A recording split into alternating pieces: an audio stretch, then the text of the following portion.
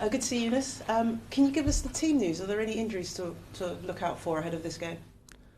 Well, like before the Leicester game, we ran into to a handful of minor ones, and they are still all being assessed and managed and trying to be progressed. And what's going to be the outcome for Sunday, I can't really tell right now, but it hasn't come any new concerns for it. But it's the same players there, and we just need to manage that and take good decisions.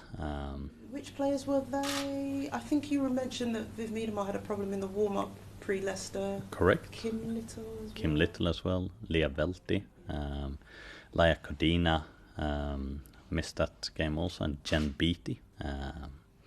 So all those five players are all in contention for the weekend. We just need to see which one that can make it through in a safe and good way. Current 5-match winning streak in all competitions. What do you think's been key to that consistency? I think at the beginning of the season, time was not our friend. I think the preparation time obviously was short. I think the players been very good using the time and putting in the work on the training pitch, and been able to keep a calm and composed mind in some challenging situations. And let's not shy away from that. That being 2-0 down against a physical and strong Leicester, it's not an easy situation in half time. But what really impressed me with the players was how calm and composed they were, and how solution orientated they were as well. Task orientated is the right word, and that's such a good and key part to being successful. But how has that come about? It's one thing to say it, it's another thing to actually do it, particularly as you've got so many new personalities in the dressing room. Yeah, exactly. But every group is unique and individual, and I think that's, for me, what's really fascinating working with people, is that you bring in a group of persons together, and they're gonna create an environment, and that's gonna be shaped by the club culture. Of course, it's gonna be shaped a little bit by me as the coach and other staff, but it's also gonna be shaped about with them and their interactions with each other, and that's setting the total team culture. And I think that is fascinating, because every group will be a unique group, and how they deal with situations. Although you've been winning games, I think there were question marks about your conversion rate, in terms of the team were creating many chances but not necessarily scoring all of those chances. Did you feel as though the Leicester game was a breakthrough in that regard, being that you scored 6 in the second half? Yeah, I think we created many chances, and yes, we could have scored more. I think our decision making at the final third lacked a little bit of quality as well. Like, we could have played the chances bigger. Football is a low scoring sport, and when you create many chances, but it's like medium chances, I think you end up a higher risk of coming into this moments where you don't feel like you're converting enough for it. So it's definitely better to create high chances instead. But it's been the same on defense. I think when you see the stats from it, I think we're the team in the league that have conceded the lowest amount of expected goals out of all teams in the league. We're definitely not the team that have conceded the least amount of goals. So what does that now come down to? Does that come down to unluck or skill from opponent? Possibly a little combination of that, but also to see that we have allowed high value chances against us. So there have been few chances, but the few chances, they have been very high value. So we need to correct that, but still keep the chances to a minimum, like we have been doing. And the opposite is true when we're looking at the attacking. Still create many chances, but can we create them a little bit bigger than we have been doing? And we did that against Leicester. Then it will be good. And now coming up against the Brighton side, who have just beat Manchester City, took a point from Manchester United as well. So how will you, I suppose, warn your players of the dangers of complacency against a team like that? I think if you go into the WCL this season and you're complacent towards any game, I think you must have been sleeping and not watching any games the last season and to see any progression. Like, that time is way past. It's way past. This is the most competitive season of WSL that it's ever been for it. And that will show in every game. And if you're not ready for that, you're not going to be ready for the season.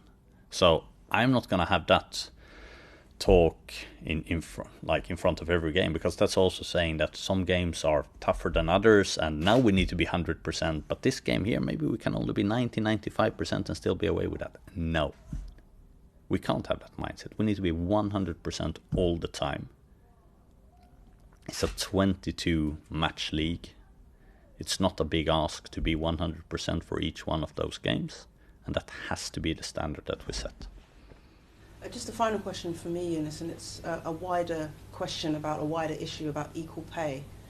Gareth Southgate, the England manager, has recently added his thoughts to the debate around equal pay, and the fact that it's been reported that Emma Hayes will get equal pay when she becomes the head of the US women's national team to the men's head coach of the US national team.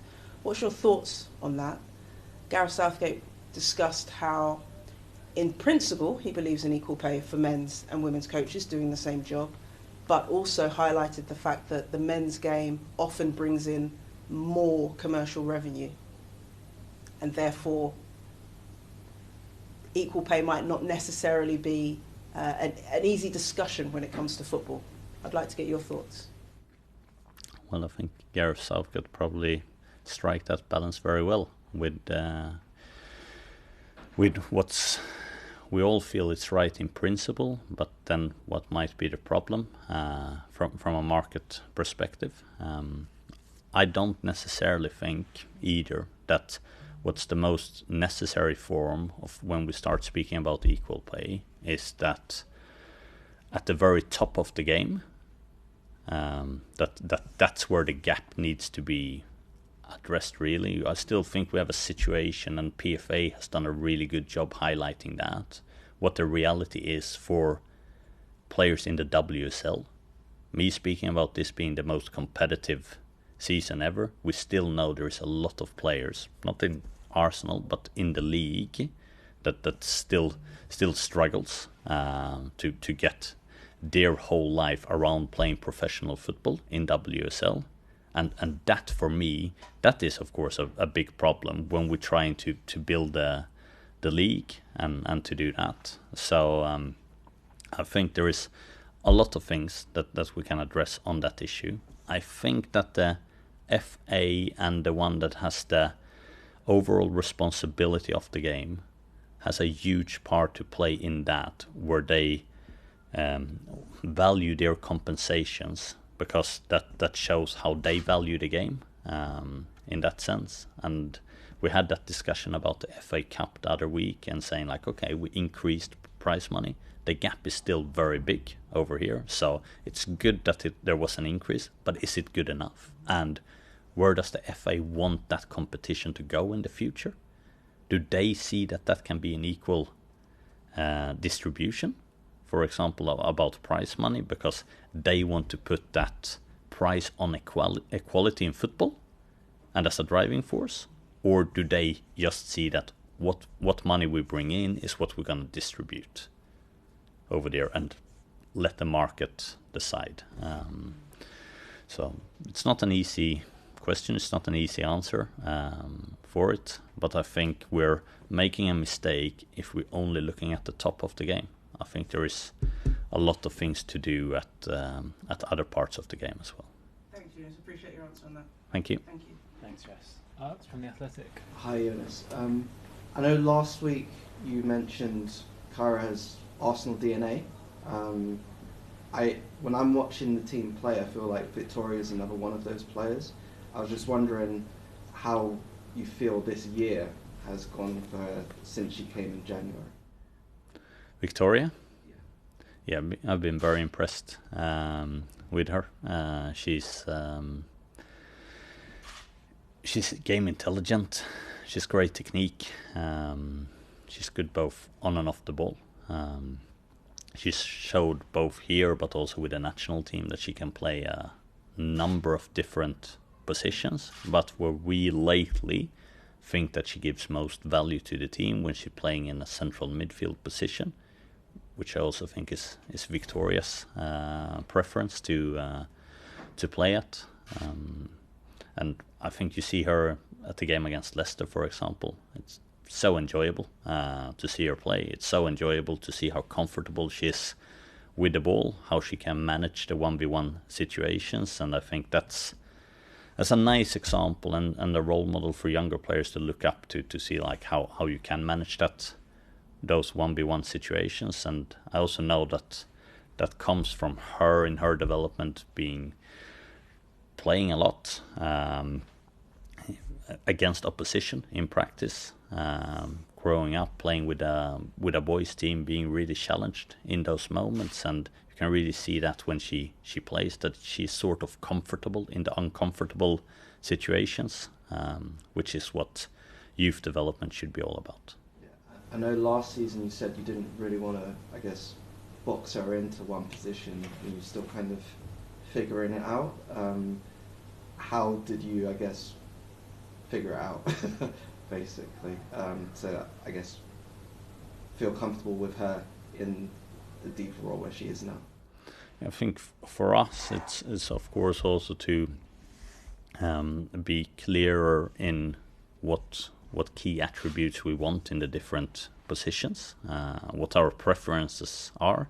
There's no doubt about that last season we needed to be flexible with the squad situation and the number of players that we had available for the games. And that flexibility, of course, is going to be like, what's the best for the team for this game? How do we get the best